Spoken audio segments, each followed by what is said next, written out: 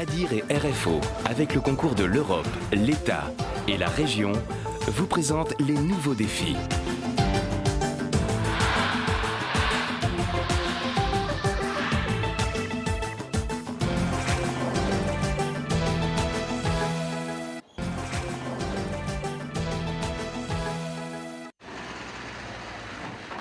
Les cachalots du Sud ont des puces. Il ne s'agit pas d'une nouvelle épidémie, c'est la deuxième année que les cachalots transportant la canne à l'usine du Gol sont équipés de petits boîtiers que l'on appelle des tags composés de puces RFID. Un tag RFID, c'est une petite puce qui va émettre son identifiant, son code, lors du passage devant un lecteur RFID.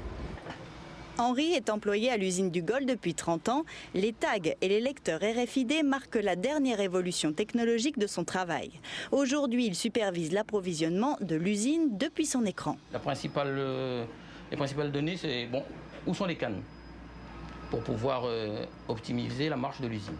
Je reçois des informations venant des centres et aussi des véhicules sur route. Ce qui a été demandé par Sucrière, c'est de pouvoir suivre leur flux de cannes. Donc savoir quelle quantité de cannes sort d'un centre de réception tel que Caserne à Saint-Pierre. Et ensuite de pouvoir suivre ce cachalot, savoir qu'il arrive une demi-heure plus tard à l'entrée usine avec toujours le même volume de cannes, ce qui nous permet de tracer tout le flux de cannes transportées par ce cachalot et également d'autres données telles que des temps de cycle, des temps de rotation. Voilà. Cette puce permet donc aux sucriers de maîtriser leur approvisionnement en canne, un maillon essentiel pour la production. Il faut s'imaginer une usine avec une capacité bien donnée. On va prendre des chiffres ronds, 400 tonnes par heure de broyage. Et vous avez après 5 ou 6, 7 centres de réception sur lesquels une multitude de 4000 planteurs vont amener leurs cannes. Ça va être stocké. Et tout ça, il faut coordonner tout ça pour faire en sorte qu'arrivé au point d'usine, on soit à peu près à ce débit-là. Ou si on est supérieur à ce débit, qu'on sache où on le met, comment on le stocke et où on le stocke. Que ce soit donc à l'usine ou dans les centres, les camions transmettent leur position sans intervention des chauffeurs, comme Ingrid. Quand on passe sous cette trémie, il y a le détecteur qui reconnaît le tag de notre camion. Et ensuite, lorsqu'on arrive à la balance au niveau de l'usine du Gol, ils savent qu'on a pris des cannes tronçonnées. Ils savent l'heure, quel véhicule et le type de canne qu'on transporte. Cette information est remontée via la longue antenne que vous pouvez voir sur le portique derrière, qui en fait transmet ça par Wi-Fi au poste de contrôle, et tout ça est remonté vers notre serveur au Gol, ce qui permet d'avoir en fait l'information du tonnage de canne qui est en route depuis ici au centre, à la balance de Caserne, et qui est en route vers le Gol pour être traité.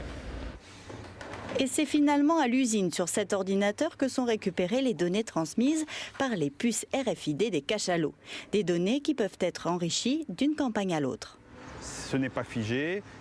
Au fur et à mesure de l'utilisation de cette application, qu'on verra les choses qu'il va falloir optimiser ou apporter quelques petites modifications. C'est évolutif. On est vraiment sur de la nouvelle technologie, mais vraiment au service des utilisateurs, des acteurs et des utilisateurs. C'est pas sa chaîne par ici. Comme ça, au moins, tu n'as un mouvement. Grosse opération de maintenance à l'usine sucrière de Bois-Rouge. C'était en juin dernier. Cette énorme pièce qui fait l'objet de toutes les attentions est une innovation locale mondiale. Il s'agit d'un morceau de pré-extracteur installé au tout début du process de fabrication du sucre. Le pré-extracteur, c'est une première mondiale de 2005, une première mondiale à Bois-Rouge.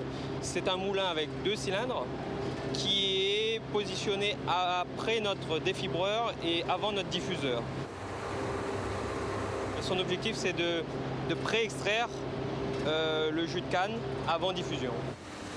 Ce moulin, entièrement conçu ici à Bois-Rouge, a tenu ses promesses et a fonctionné sans problème durant 4 campagnes consécutives. Une bonne performance de l'avis des équipes de l'usine qui l'ont finalement démonté lors de la dernière intercampagne. L'heure était venue de refaire une remise à niveau, un démontage complet, changer les cylindres du moulin, contrôler les jeux, les roulements, toutes les pièces d'usure.